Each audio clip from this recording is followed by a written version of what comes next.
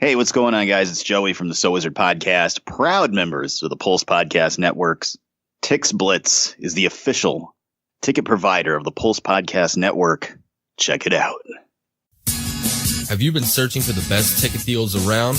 Well, look no further. With TixBlitz, the price you see is the price you pay. And TixBlitz just happens to have over $6 billion in ticket inventory just waiting for you. They absolutely mean it when they say every ticket, every venue, everywhere. And you can save even more with promo code PULSE in all caps to save you 5% off your total purchase. Just go to TixBlitz.com and click the search bar. Search events based on your geographic location. Pick the show you want, and bam, it's showtime.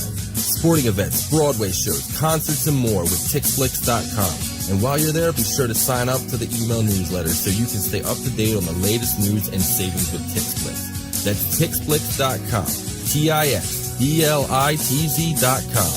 Every ticket, every venue, everywhere.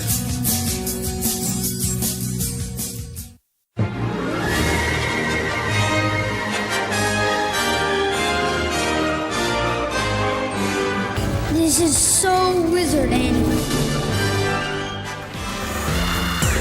Hi there, this is Johnny Ganache. And it's Sir John. Blue Skywalker. And the Manster. And we're the team here at Pint Oak Comics, a wonderful podcast and radio show. And you are listening to So Wizard Podcast.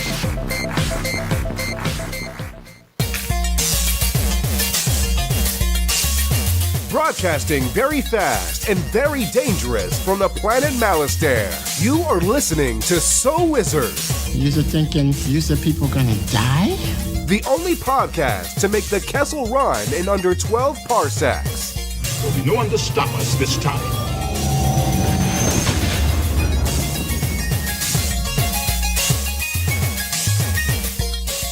What's going on, everybody? It is time for episode number 240 of the So Wizard Podcast. I'm your host, Joey DiCarlo. My co-host, the queen of all nerds, Aubrey Litchfield. I was trying to think of some really cool intro, but I couldn't. I blew it. You tried your best and failed miserably. The lesson is never to try. Yeah, exactly. And the expert, Mr. Marquis Marcellus Reagans. Higher, further, faster, baby. Let's do it. You are listening to So Wizard Podcast. Three friends discuss the world of nerd, podcasting weekly on the Pulse Podcast Network. This week, we're going to talk a little bit of nerdy news, and then we have a full review of the newest movie in the Marvel Cinematic Universe, Captain Marvel. So get ready to go lower, closer, and slower with us. But before we get into all that, how is everyone doing? Mark Ellis Reagans, tell us. Mark Ellis, how is your week going? Week is going all right. Nothing too major. I finally was able to finish the last season of Atlanta. There was a couple of episodes that I missed before the finale, but I had a little time yesterday, or actually I woke up like in the middle of the night, and I'm like, I could watch Avengers and just drive my neighbors crazy, or I could just finish watching Atlanta. So I finished that, and I still think that show is the best show of the year. It's amazing. If you haven't watched it, Atlanta on FX with Donald Glover, it's so good. It's so good. I highly implore everyone to watch it. Hotlanta. That's right. That's right. Awesome. What about you, Aubrey? What's going on in your world this week? Nothing much. Yeah, nothing much. I watched the show called Working Moms, or at least I started it. And there's some parts that are a little bit weird, and I don't know if I so much enjoy them. But there are other parts where I'm like, holy fuck, this show is perfect.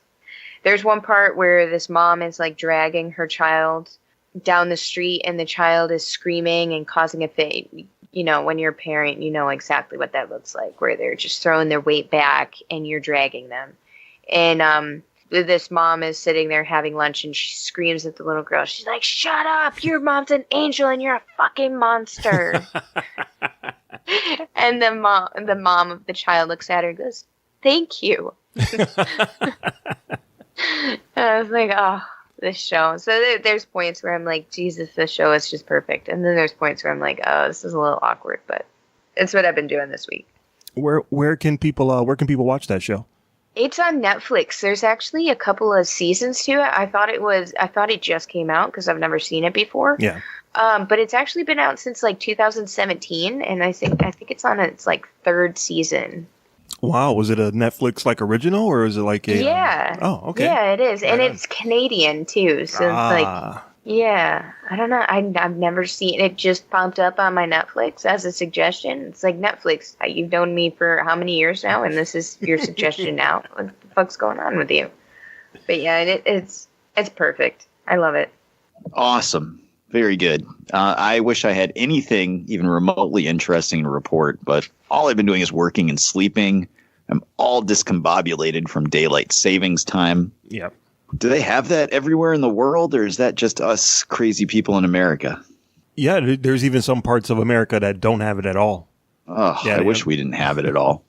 No, it's good because for people like me that leave work at 5 o'clock, it's nice that there's still some sunlight when I leave the office. So it works good for me. I don't mind it. Yeah, that's not going to help you at all, Joey. Yeah, when I go to bed, it's light out, so it really doesn't matter to me. I was at work last night, and we were talking about off podcast. I was doing we had our break. I was doing some work, and then I looked at my phone, and it was 2 o'clock, and boom, it was 3 o'clock in the morning, and I'm like, oh fuck, what? So yeah, I'm all discombobulated, but other than that, I'm good. So.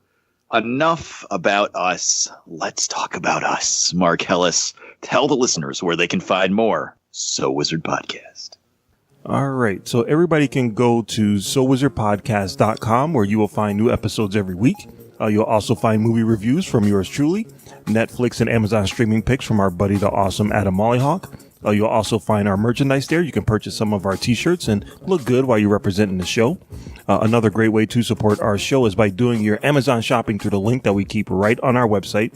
You click on that big A, you do your shopping, you receive your products from Amazon, and that way you'll be helping out this little podcast called So Wizard. You can also find our social media links there. We have Facebook, we have Twitter, we have Instagram, so click on it and get at us at social media. You can also subscribe to our podcast through Apple Podcasts. And while you're there, give us a 5-star review. You can also find our show on the Stitcher radio app for your tablet or smartphone. We're also on Podbean. We're on Google Play Music. And you can also stream our show through my favorite way of listening to podcasts, Spotify. You can also support us through our Patreon account, patreon.com/SoWizardPodcast. For a small donation, you will receive extra content from So Wizard. Shout out to all of our podcasting buddies all over the world. Back to you, Joey.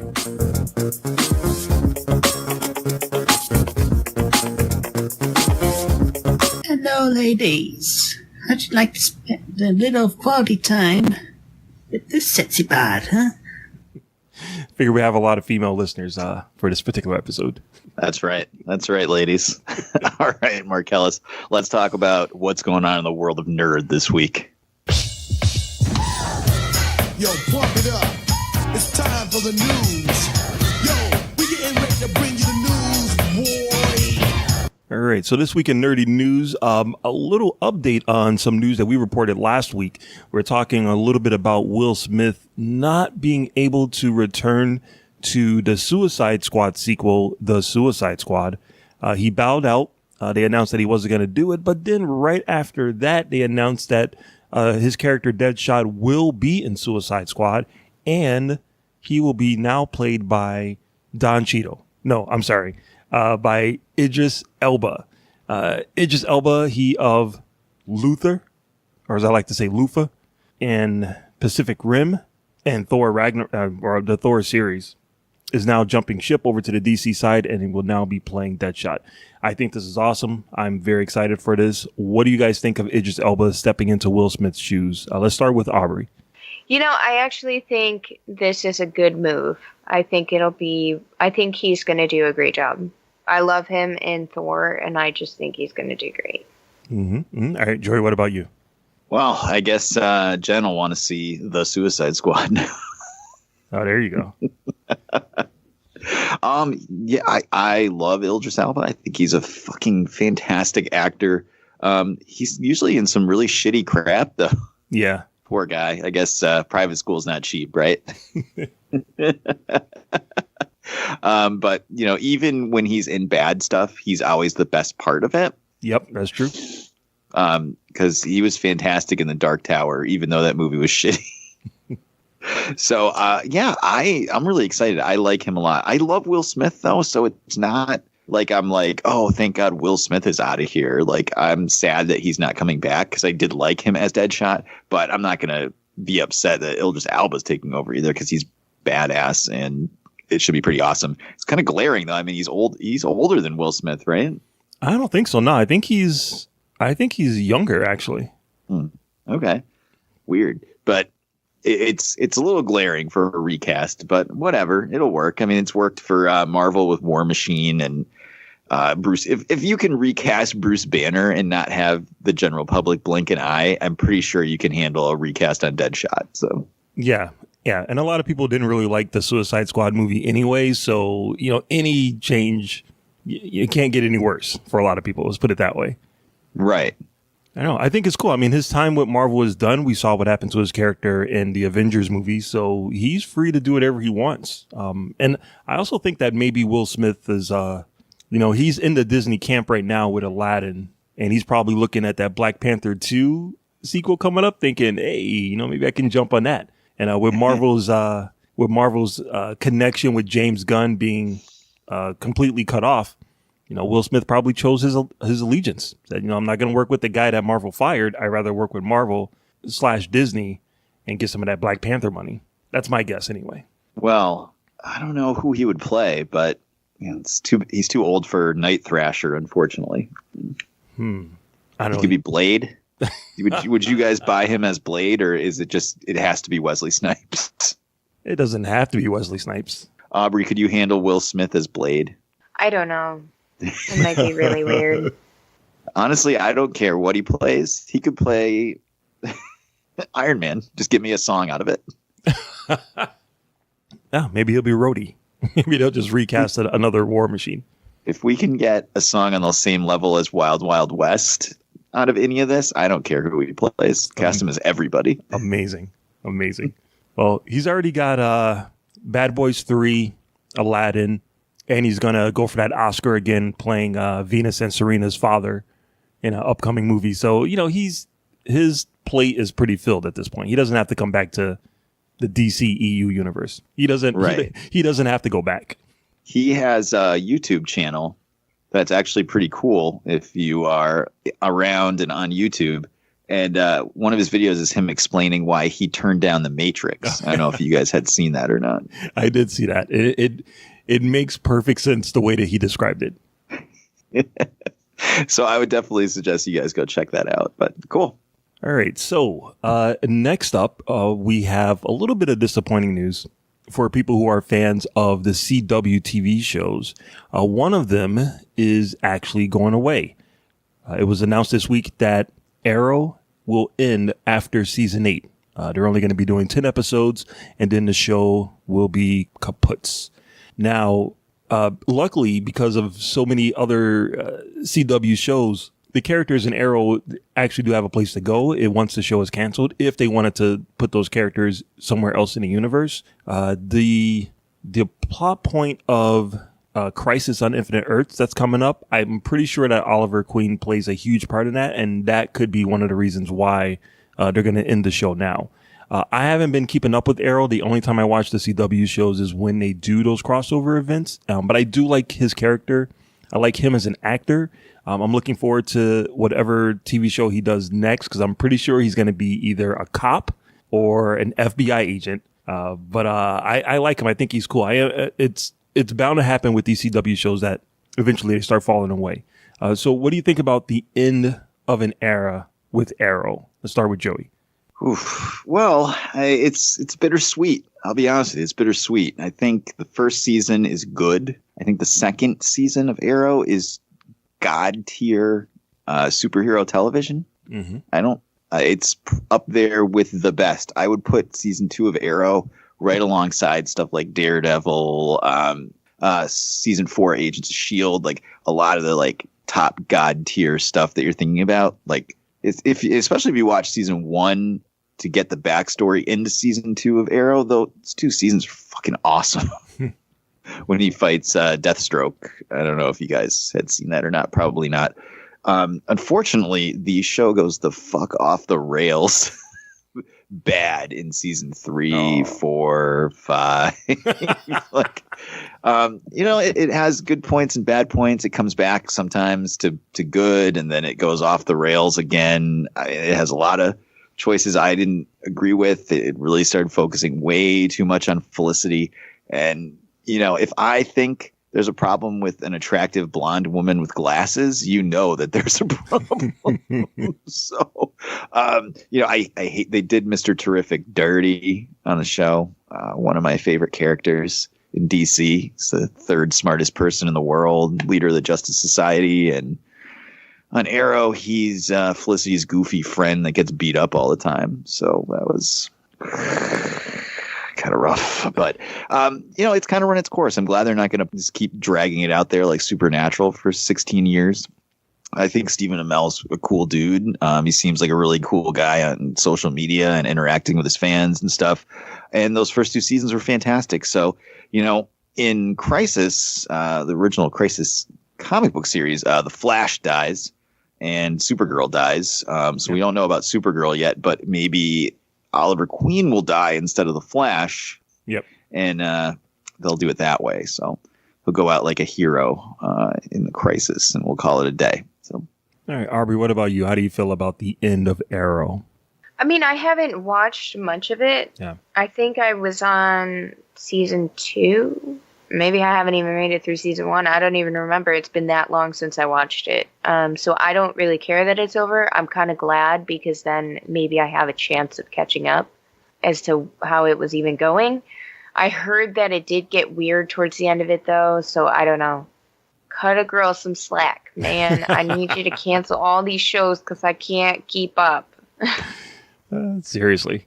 I met Stephen Amell at a bar at Dragon Con like a few years ago, and he's a very cool dude. Him and his cousin, Robbie.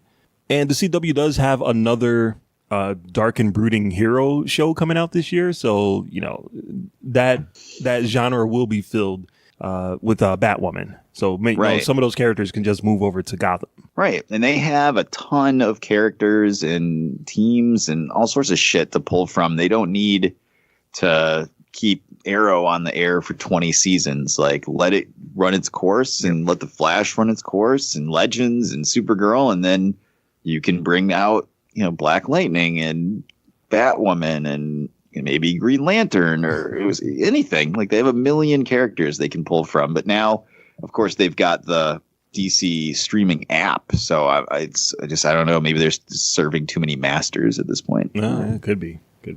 Well, so we wish Arrow the best. And what's the saying? So Wizard Podcast would like to wish Stephen Amell and the cast of Arrow all the best in their future endeavors. That's it. All right. So then in other movie news, we got a little bit of news regarding one of my favorite writers, Brian K. Vaughan. He has been tapped to write the script for the Gundam movie. A live-action Gundam movie is coming soon, and Brian K. Vaughan, who wrote one of my favorite comic books, The Runaways, he also is working on Why the Last Man TV show, executive producing that. And there was Saga. There's another book that is really popular with him. But the fact that he's coming back into the big screen, he had a script that came out, or he had a script that was like one of the biggest sought after scripts like in Hollywood about the knights, how the Queen of England has knights that has to defend her honor, like Sir Ian McKellen and Sir Elton John, and a trouble, like a creature arises and these actual people have to go and fight for the Queen's honor. And I waited for so long to see that movie and it never came out. So I am dying for any kind of Brian K. Vaughan big screen adventure. Gundam, I think, is going to be a perfect match for him. Aubrey, how do you feel about the creator of Runaways doing a live action Gundam movie? I love Gundam, and I really hope that he does it well. I want to see what storyline he's going to do first, Because I feel like Pacific Rim is almost like G Gundam, so you can't really go with that. But if you go with Gundam Wing, that'd be fucking amazing. and any like Gundam 0083 would be fantastic. Mobile Suit Gundam, any Zeta Gundam. I can't wait to see which direction he's going to take it and which Gundam he's going to go with. So I'm excited to hear more about it and kind of see what ideas he has. Yeah, with there being so many Gundam stories, there's a good chance he's going to take like the best elements from each one and just kind of start to set up a whole nother universe. I would imagine. I could be wrong. It depends. If he sets up a whole new, I don't know. It'd be cool. I just want to see some Gundams that I've seen before. Mm-hmm. Yeah, right on. All right, Joey, what about you, man? I'm sure you're a Brian K. Vaughan fan in some aspect. Oh, my God. Yeah, he's a fantastic writer. Did you either of you guys read Y the Last Man? I read the first, whatever the first trade was, I read that. Oh, okay. It's fantastic. The ending's a little weird, but it's not a bad ending. It's just a weird ending. Mm-hmm. Either of you guys reading Saga at all? Yeah, I want to. I really do. I really want to read it before they eventually make the live action movie of that. But I just haven't gotten around to it. Somewhere in my collection, there's issue number 1 somewhere. Oh, really? You should flip that on eBay if you want to pay some bills. Oh, I'm sorry, not like an original number 1, like a free comic book day. Hey, read this book number 1. Okay. I was going to say I was just selling my Umbrella Academy issues. Yes. Saga is fucking fantastic. So I can't wait for that to get adapted into something at some point. But yeah, this is exciting stuff, man. I don't know what storyline they're going to go with. Like, I don't know. Aubrey, if you were making a Gundam storyline, not making one, but picking one for like average Joe 6-pack to go to the movies and see a Gundam movie, which one would you pick?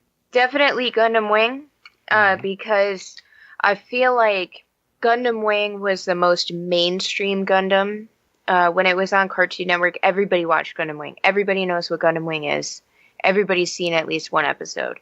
So if you want to appeal to the masses, go with a Gundam Wing movie, do it great, and then if that does well, then do the other storylines. Because I feel like more Gundam fans, like once they got it, depending on whichever was your first, but the more Gundam fans are going to appreciate the older ones, whereas the majority of the people are going to appreciate Gundam Wing. My best friend Maluski loved Gundam Wing and loved it so much that he made me watch it. So I'm pretty sure I've watched probably about 98% of all of those episodes. There's a few that I missed. I have the whole box set. Oh, nice. Wait, I have that box set. My brother has 0083, Zeta. I think he has Seed too. I know he has a couple more. And these are all on DVD, right? Yes. Okay. At least Gundam Wing is. I think Zeta might be on DVD too. My Gundam Wing box set is old as shit. My buddy had them on videotape. Mm-hmm. That's how old they were. Yeah. I don't know. After Alita Battle Angel not doing as good as it could have, or do you think the world is ready for more live action anime? Why don't you understand that anime belongs in the trash? There you go. Perfect. I think if they do it right, because look at Pacific Rim. Pacific Rim is really awesome all on its own, and that's pretty much like a mech movie. So if you do it right, like you did with Pacific Rim, I think it could be great. Yeah, so they haven't put out a release date for when it is coming out, but we will keep you up to date on the Gundam live action movie that they've been working on forever. Much like Tobey Maguire is Robotech, I'll hold my breath.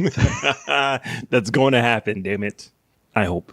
All right, so that's it. That's pretty much it for like the major news. There's a couple of little small tidbits that it's not really big. They did start filming the Morbius movie. We got our first look at Jared Leto as Morbius, which is pretty much just a picture of Jared Leto. I was gonna say, if by first look you mean Jared Leto, staring at the camera.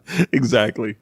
So yeah, nothing of him with like tattoos or or a grill in his teeth or nothing. No first looks like that. Just a picture of Jared Leto.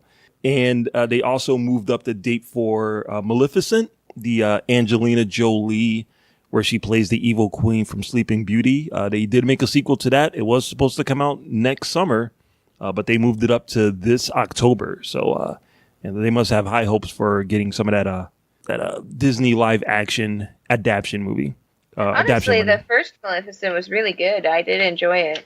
Yeah, I remember not hating it, but I also really liked the what was it? The Huntsman, the Snow White and a Huntsman sequel. I liked that movie a lot too, and nobody liked that movie. I didn't watch that. But yeah, Disney figured, with all of the movies coming out this year, we haven't made enough money for 2019, so let's just get Maleficent in 2019 schedule and just end the year with as much money as we possibly can get our hands on. So that's it. That's pretty much all I got for the news. Awesome. Well, we'll be right back after these messages, and then it's time for a full review and reaction to Captain Marvel. Hey, what's going on, everybody? This is 8-Bit Ray from the Gorilla Brain Podcast, part of the Pulse Podcast Network. Did you know that you could be using this spot to advertise your company or business? Well, I've done the research, and PodcastInsights.com report that podcast listeners are loyal, affluent, and mostly college educated. But most importantly, are 5 times more likely to interact with the ad they hear on their favorite podcast than an ad from any other medium. If you would like to advertise your company or brand with our network, it's simple. All you have to do is send an email to marketing@pulsepodcastnetwork.com. I'll say it one more time. marketing@pulsepodcastnetwork.com. And we hope to hear from you soon. And we're back. All right, everybody. We all had a chance to see Captain Marvel this weekend. Let's get some non-spoiler impressions, and then Marcellus will drop the spoiler drop, delineating when we'll be spoiling everything in the movie. So if you haven't seen it yet, 1, what's wrong with you? 2, I guess you should probably not listen if you don't want everything spoiled after that point. But let's go around and see what people thought. We'll start with Marcellus. What did you think of Captain Marvel? I thought it was okay. I wanted to really love it, or at least really, really like it, but I came out of the theater going, it's all right. Wow, okay. How about you, Aubrey? I thought it was great. It's a good origin story. However, there's, I miss the X-Men part of it. We have to get to that point. Yeah. I don't know if we'll actually ever get to that point, but it's a good origin movie. All right. I really, really liked it. Of course you did. What is that supposed to mean? How much is Marvel paying you, man? Come on. Not enough, unfortunately. I did really, really like it, though. It does have some problems that we'll talk about when we get into spoilers, but it's not perfect. Don't get me wrong. This isn't. I didn't think it was as good as Black Panther or Infinity War from last year, obviously, but I really liked it. I thought it was good. So, All right. That's that. Any non-spoiler things you want to go over, or should we just jump right into spoilers? No, I think everything I want to talk about is kind of spoilery. Yeah, a little bit. All right. Drop the drop and let's spoil the crap out of Captain Marvel. Spoiler alert. I had seen the future, and I had to prevent it. All right. Let's go. What are we talking about here? All right, so let's talk about what we liked about the movie. Really liked about it. Aubrey, what did you really love about this movie? I loved Captain Marvel's personality in the movie. Like, she was always this self-assured, confident person, and I think that's much different than other female characters, mostly because that have been portrayed in the movies, I should say, because she did a great job of being like, this is the norm, but I'm not the norm. This is how I am. I'm not going to change. And she didn't let other people influence her decisions and what she wanted to do.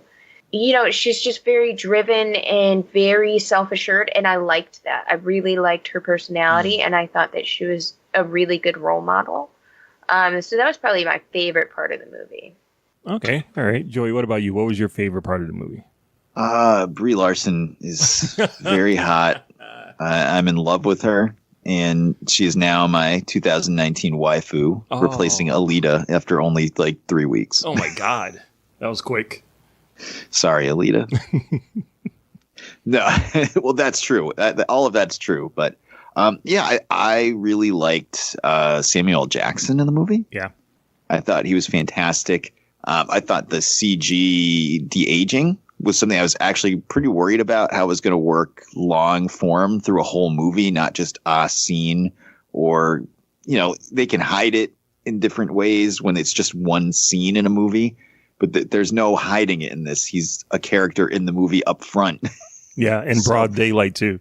Right. So I was very worried about how that was going to look, and it looked fucking fantastic. Honestly, the only time you even would have thought it wasn't him from 30 years ago was when they were running. Right. And some of the fight scenes. Right. All of a sudden you realize he's in his 70s. Right. But other than that, I thought the CG was fantastic on that. And I really liked Carol / Captain Marvel after she kind of became herself, I guess. Mm-hmm. Yeah. I want to say I love all of the action scenes. I thought like all of the fight scenes were really cool and interesting.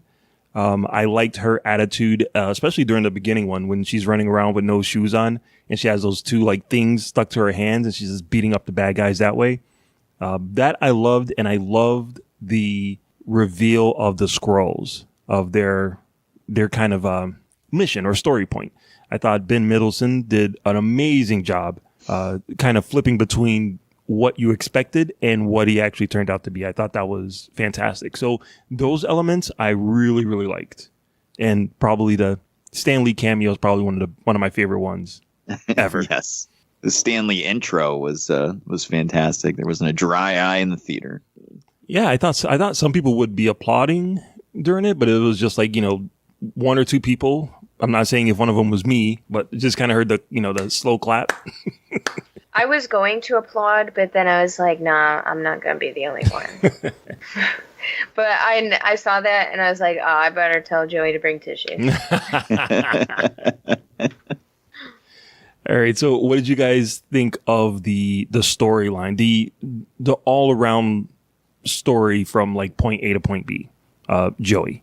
Oh, I had no problem with the storyline. I feel like the first maybe half an hour of the movie, 20 minutes of the movie were like slow, like brutally slow. I really liked the missions the Star Force went on. They went on a mission to start, and I liked that a lot. That was really cool. Actually, this will mean nothing to you, Mark, but it reminded me, Aubrey, of like a live action Mass Effect. Yes, it actually. I was thinking the same exact thing, honestly. Which warms the cockles of my heart, but that's a video game, by the way, Mark. So. Oh, I know. I used to work at one of those Blockbusters. I understand. I get that reference. All right, but just everything that happens kind of outside of the action beats in the first like half an hour are like very long and drawn out.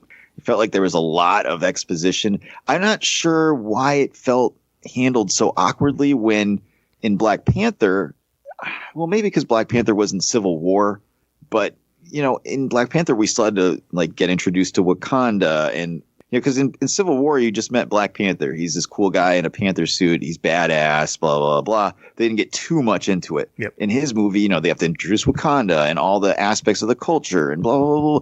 And they were kind of doing the same thing here, but it just didn't feel as, I don't know what word I'm looking for, like it didn't flow as well, I guess.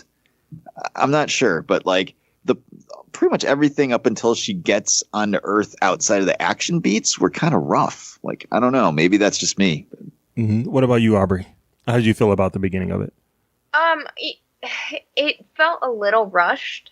Like, 1 second she is a Kree and she's going, I did like the action sequences and I like how they go on a mission, but that like felt super fast and then the rest of it was drawn out. So here I almost feel like you're not invested in her life there because there's not enough time to be like, now I can see why she's really upset about having to, turn her back on Jude Law.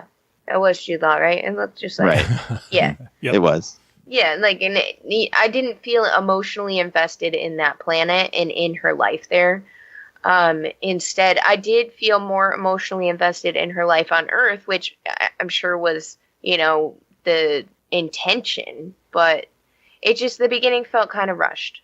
Yeah, I didn't really connect too much to the beginning either. I mean, I think it was cool that they all went on that mission, and I liked the dude with the beard. I thought was pretty cool because he, him and Jaimin Hansu had like a little quip here and there, which I thought was amusing. But I didn't really care about those characters at all, and I didn't feel connected to them at all. So that when you get to the end of the movie and she has to go up against them, I'm like, should I care? Are they badass? Were they friends? I don't get it. They killed off Minerva because the actress that plays her is smoking hot. Word.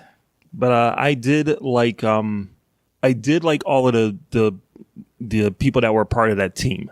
The thing that I didn't like about the story is that it's pretty spread out. Like, it has to be an origin story for Captain Marvel, but it also has to be a prequel to the other MCU movies. But it also has to set up the next Avengers movie too, and it still has to function as an all-around superhero movie. It has a lot of stuff that it has to do, and I don't think it nailed all of those well at all. I didn't think it needed to set up anything other than explaining what the beeper was for, which I think it did. But what did you guys think of the 90s setting? Did you feel like it wasn't used as much as it could have been? I don't feel like they used the time. I loved the soundtrack. But I feel like the only connection to the 90s that you had was the Nine Inch Nails shirt. I feel like that's the only reference I got that was like in maybe the payphone and the Blockbuster, but those were the only 90s references that I felt were there. And the computers. Yes. But it didn't feel like it needed, you know what I mean? Like, it didn't, I thought it would be more kind of like a part of the storyline other than, hey, remember Blockbuster? Hey, remember computers take a long time to load? Hey, remember how much you liked Elastica? Like, okay. Yeah. I honestly did remember how much I love Garbage, though. And that song came on. I'm like, hey, I love that song. I used to love that album. I might have to. Even Noah was dancing. Nice. Yeah, you would think that the 90s would have played a more important part to the story with her being so advanced. Any kind of roadblocks that she came across, with it being the 90s, she was just able to quickly overcome it, like the payphone. Yeah, I feel like they could have played it up just a little bit more rather than the subtle nods, because I think if you play it up a little bit more, then we'll understand exactly how long she's been gone. Again, like now you're just piecing it together that it's been like 20 years or whatever. But to people who weren't alive during the 90s and have no idea that it's set during the 90s, they're going to look at it like, that's weird. It's like watching Stranger Things. Why is it modern day times but old technology? Mm-hmm. Yeah. So what did you guys think about the Skrulls plot twist? I liked it. It was different. Not really. It wasn't different, but I liked it. I liked it in the context of the movie. Like, I was fine with it in the movie. Yeah. But as a longtime comic book fan, and I'll echo the feelings of some other people I've talked to, it's frustrating because it seemed to take what are classic Marvel bad guys, the Skrull race, and say, no, actually, they're good people. Let's go find them a home. Bye. So it almost felt like it takes things off the table for later on. It's like Secret Invasion. It takes, Super Skrull for later on. The Fantastic Four movies, like, took that stuff off the table because the Skrulls are good people. Unless there's going to be another plot twist and they're actually bad people that we now found a home. Right. And the thing is, it's like, hashtag not all Skrulls, but, like, they're a whole race. So, maybe in 1995, Captain Marvel finds them a planet, and then they become the Skrull Empire that we know as the bad guys later on because they, kind of make a left turn somewhere. So, it's not like it's out of the realm of possibilities. It was just, I think a lot of people were expecting like an after credit scene with, hints at Secret Invasion or something. And it feels like a lot of cool future storylines suddenly got taken off the table because, oh, wait, the Skrulls are actually good. Yeah, and they spent a lot of time. I mean, even me, without reading a bunch of the books, I understood Skrulls to be the bad guys. And they spent a lot of time in a marketing telling you that Skrulls are bad guys. But yeah, I do think that I don't think all of those stories are quite off the table yet, Joey. I do think that this gives an opportunity for something to happen in one of the other movies. Maybe not necessarily Captain Marvel 2, but maybe in like, I don't know, whatever else they have coming down the line, that something can happen to the Skrulls, and that will give one of them the opportunity to lead the other ones into becoming bad guys. You know what I mean? Mm-hmm. It'll give like Will Smith an opportunity to play a Skrull and take the lead of a movie and play a really bad guy. Right. Well, I'm just waiting in the future. I'm sure we'll have a hero will die in a movie, and the after credits will be their autopsy with their body turning into a Skrull. So yeah, that will be because that was how the Secret Invasion storyline kickstarted. So we'll see. But I don't know. I can understand that. I didn't have a problem with it in the context of the movie or the MCU. It's just, sometimes it's hard to divorce, 40, all right, we'll call it 38 years of comic book reading from these storylines. So I didn't have a problem with it in the movie. It's just a little frustrating. But. Mm-hmm. All right. So what'd you guys think of her best friend, Maria Rambeau, and her daughter? She's fucking awesome. It's such a badass single mom. Mm-hmm. I feel you, woman. Feel you. I love that she just happens to have an airplane in her backyard that she works on every once in a while. Like some people have like old Corvettes or whatever. She has a plane. She's awesome. Hey, Joey, what about you? What'd you think of her? I loved it. I liked her a lot. I actually wish we got more of her and her family and maybe a little less of the stuff in the beginning. I wish that she got married to Nick Fury. No. I did. I really wanted it to happen.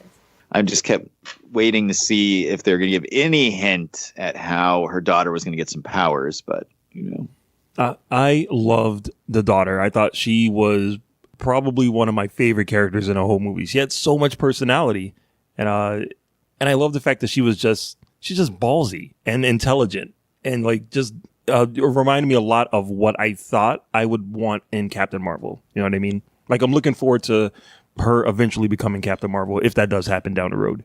I like that she was that way, but not in a terrible, like, annoying kid way. Yeah. If that makes sense, right? Yeah. Well, see, that's one of the issues I had with the character, with Captain Marvel's character, is that at the beginning of the movie, she wakes up, she's having nightmares, she confronts Jude Law, and she's a badass. They pretty much well established that. And then throughout the course of the movie, she just continues to be a badass. Like there's no like real arc for her. At least I didn't feel that. I understand that she was told that she wasn't anything and that she was insignificant, and it's something that she was told like her entire life. And she's able to realize that in the third act. But I don't know. I didn't feel it for some reason. That message didn't quite. I don't know. I don't think they executed it well enough. She seemed like a badass at the beginning. She seemed like a badass that could fly at the end. Not much of an arc. I feel you there. I just wish we could have done something better with the first like half an hour of the movie, and maybe it would have corrected a lot of these problems that pop up a little bit later on. So.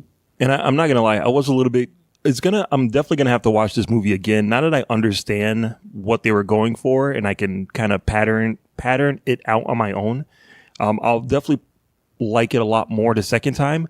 But honestly, I was confused of like the Kree, the Skrulls, the accusers, like what was like Ronan's position in it. The whole thing, I'm just kind of like, it was a lot for me to wrap my brain around, especially with them jumping back and forth in time. And without the character having a strong arc, there was nothing for me to like latch onto. Everything was so scattered.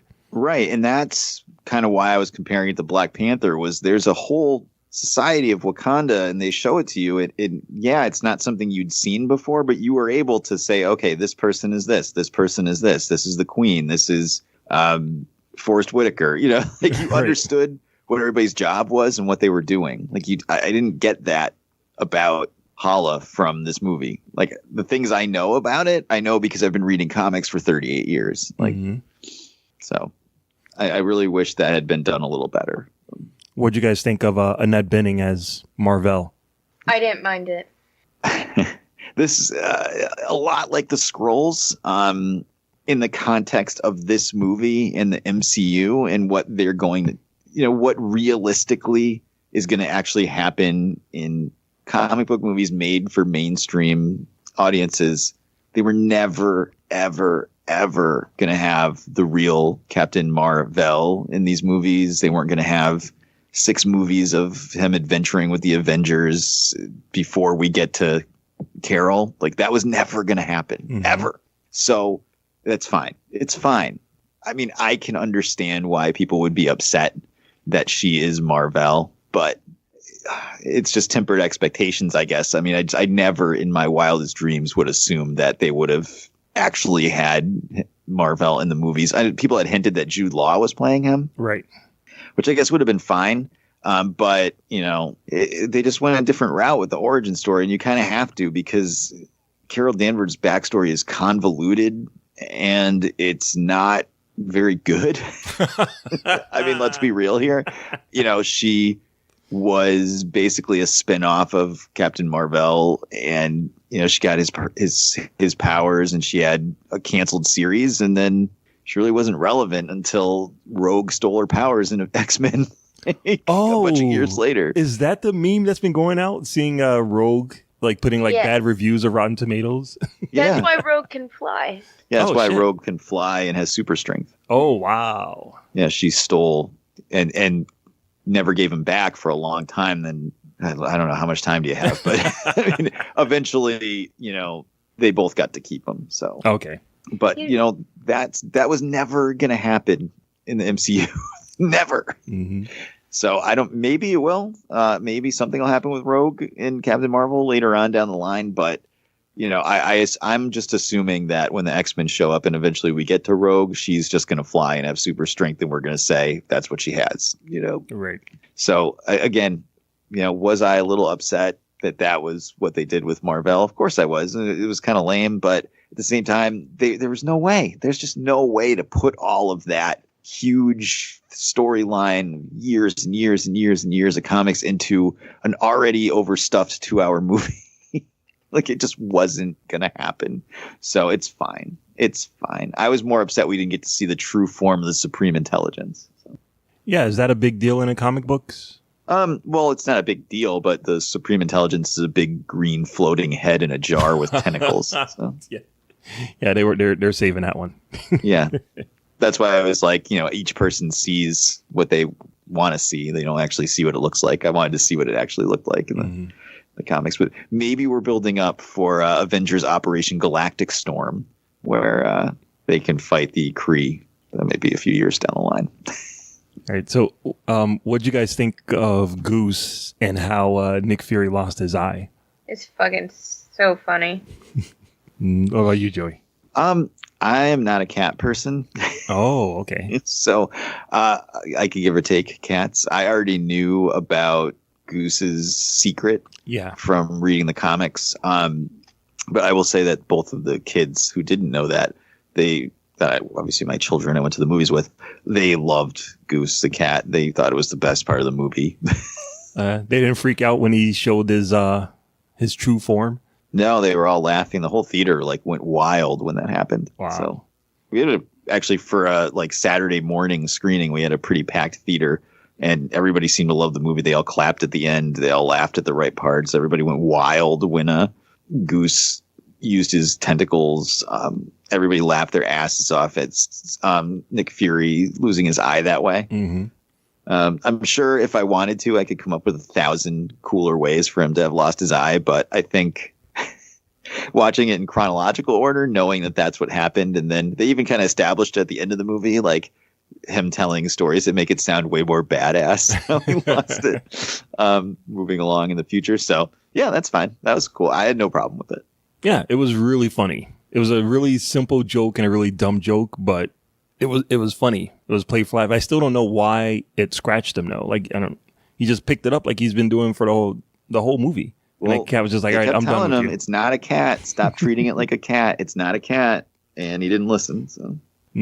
But yeah, I thought it was funny. All right. So I know, Aubrey, do you have anything else you want to say about Mr. Goose? No, I thought he was hysterical. That was like Noah's favorite part. Oh, really? Now Noah has gotten to the point where he wants to see these movies with me. So we took him, and he thought that was like his favorite part. He thought that Goose was the best. Nice. I did like it. I like it when he was it was floating in space. I thought that was pretty funny. But when it opened up his mouth and those tentacles came out, I'm sorry, I was creeped out. All right, so what did you guys think of the 2 after credit scenes? I loved them. I thought they were like just enough to be really like you get to see how she comes into play, which we've all been waiting for. So now it's like that little bit of satisfaction before Endgame. And then you see how they got the Tesseract out of Goose. Mm-hmm. Was I the only person doing like mental jumping jacks trying to figure out how the Tesseract got into that spaceship in the 90s? We were you discussing. Everybody ready? Yeah. Okay. The Red Skull finds the Tesseract in Captain America, the First Avenger. Right. He gets sent to, what was the name of that planet? Vormir? Sure. Okay. From trying to use it at the end of First Avenger, Captain America crashes the plane in the ocean. Yep. Howard Stark finds the Tesseract. Yep. The Tesseract is then given to Project Pegasus to research and use towards their Lightspeed engine, which is then stashed on a spaceship by Mar-Vell. All right. Why would so why would Stark give up this amazing energy thing to Project Pegasus for? Well, no, they were using it at S.H.I.E.L.D. 20 years. And Project Pegasus is part of S.H.I.E.L.D. Okay, see, that part I didn't quite connect because I know Nick Fury is the agent of S.H.I.E.L.D., but he didn't understand what Pegasus was. Like when they went into the when they actually went into the place. Right. Well, that base that they went into is the same one that Loki showed up in at Avengers that then got destroyed and sunk into the ground. Right. Right. But the way that they set it up, Pegasus and Nick Fury's S.H.I.E.L.D. were 2 totally separate entities. At least that's the way that that's the way that it was presented to me. But again, I was confused through most of the movie. Don't worry. It all makes sense. I'll send you the article. No, I'm sure it does, but I'm like, oh, there's a Tesseract again. Wait, when the last time we saw it, Thanos had it. So in the 90s, it would have been, I just couldn't put it between where Stark found it in the 40s and in Nick a Happy Fury. Days lunchbox. Oh, Jesus. That was just, why? I thought it was funny. Yeah. I'm sure there's a whole nother story about that. All right. So, Joey, what did you think about the end credit scene? Oh my God, dude. I'm ready to run through a fucking brick wall like right now for Endgame. I can't wait. I'm almost like nervous though. I almost don't want Endgame to come. Yeah. Because I'm scared. Like, if something bad happens to like Captain America. Oh, jeez. You've been saying that for like 2 years now, man. I know. I'm so nervous about it. As long as he can lift Thor's hammer and say Avengers Assemble, I will be happy with whatever happens in the rest of the movie. Okay. The rest of the movie could be a musical. I don't fucking care. Just give me those 2 things. Yeah, honestly, I think that was probably my favorite part of the entire movie. God. The whole thing was like, I felt like the entire movie was just a big commercial for Avengers Endgame. Like, okay, you want to know how Captain Marvel plays a part in Endgame? Here you go. We're going to make a 2-hour commercial and then we're going to show you exactly why at the end of it. Yeah, the beeper shuts off and then she's just there. Yeah. Yeah, looking pretty good. I'm like, all right, Brie Larson. All right.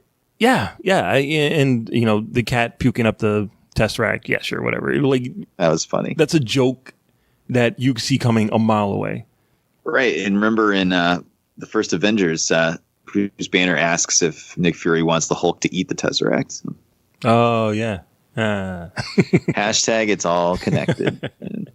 Awesome. All right. Well, then let's get some scores here on a scale of 0 to 5, with 0 being the worst and 5 being the best. Aubrey. I would give it probably a 3.75. Okay. Mark Ellis.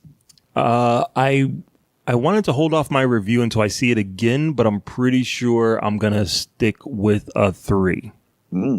Okay. I gave it a 4.25 out of 5. I was at a 4, so I'd say it was about equal to how I felt about Alita Battle Angel, but I am just madly in love with Brie Larson, so it got an extra 0.25.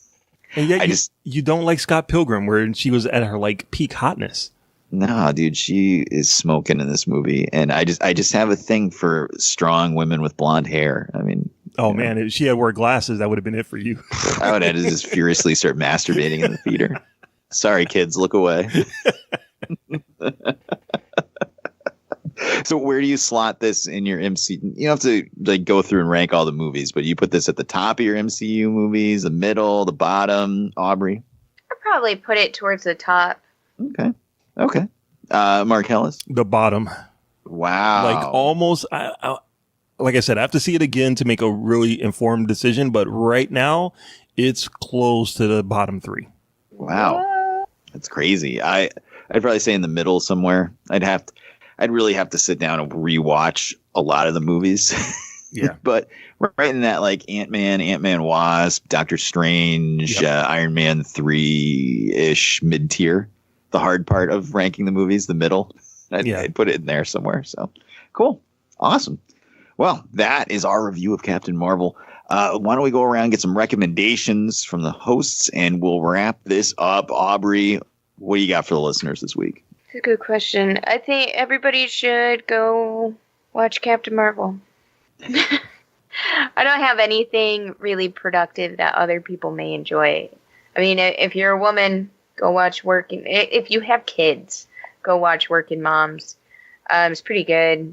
It's not the best. Like, I wouldn't say it's hands down like the most amazing show out there, but it does have its moments where I laughed really hard. So sweet. How about you, Mark Ellis? Yeah, I haven't really watched anything at all this week. I've been spending a lot of time making these little 1-minute video clips. I love those. It's only 1 minute, but it takes a lot of time. So that's what I've been working on. But I would say get caught up with Arrow before it's off the air. I definitely recommend the crossover episodes. And if you have Netflix, you can map them out and just watch, whichever Arrow, Flash, Legends of Tomorrow, Supergirl episodes are tied together. Figure it out and then just watch those episodes if you don't want to watch the whole season. But I would say get caught up on Arrow. All right, sweet. Well, I will recommend everybody go to SoWizardPodcast.com where they can find the podcast every week. Links to all our social media accounts right on the right-hand side of the page. Movie reviews, streaming picks, so much more. SoWizardPodcast.com. Don't forget to subscribe to us on iTunes, Spotify. Check us out on the Pulse Podcast Network or just about anywhere under the sun you get your casted pods. We'll be there. Don't forget you can support the show through Patreon at patreon.com/SoWizardPodcast and get yourself exclusive episodes of the podcast that no one else gets, only our patrons. Patreon.com/SoWizardPodcast. Check out our YouTube channel. Weekly brand new content on there coming straight from Adam Wallyhawk himself. I believe he's working his way through Steven Spielberg's filmography, showing different things about that. And there's another series where him and his wife Jackie watch action movies. She's a huge Brazilian jiu-jitsu and fighting fan, so they break down the movies and the action scenes in them. So it's some really cool stuff on there. Check it out on YouTube. Just search So Wizard Podcast. I will recommend you dig through your long boxes and get out your old issues of Umbrella Academy and sell them on eBay because perfect. No, I would recommend one, go see Captain Marvel. Actually, pay for a ticket to see Alita Battle Angel and then sneak into Captain Marvel so we can get a sequel to Alita because I don't think it's going to happen. Now, the Chinese receipts haven't come in yet, so there's still a chance. It's not going to happen. Damn it. Sorry, bro. They just spent way too much money on it, unfortunately. So we'll just have to eat oranges on our own. But yeah, that's really my only recommendation this week. Go check out Captain Marvel. And if you've seen Captain Marvel and you haven't seen Alita, check that out. Maybe watch the Umbrella Academy. We all saw that and it was fantastic. Lots of back catalog episodes of the show is on the Podbean app. That's the only place. If you go on Podbean, you can get all the way back to episode 1. God knows why you'd want to listen back that far, but that's the only place to find them. You only get about 20 episodes on iTunes. So that's all I got. So that, my friends, is going to do it for episode 240 of the So Wizard Podcast. I've been your host, Joey DiCarlo. My co-hosts have been the queen of all nerds, Aubrey Litchfield. Goodbye. And the expert, Mr. Marquis Marcellus Reagans. Last time I trusted a cat, I lost an eye. Wakanda forever. This has been episode number 240 of the So Wizard podcast. Remember, friends, future events such as these may affect you in the future. We'll see you next week. Good journey.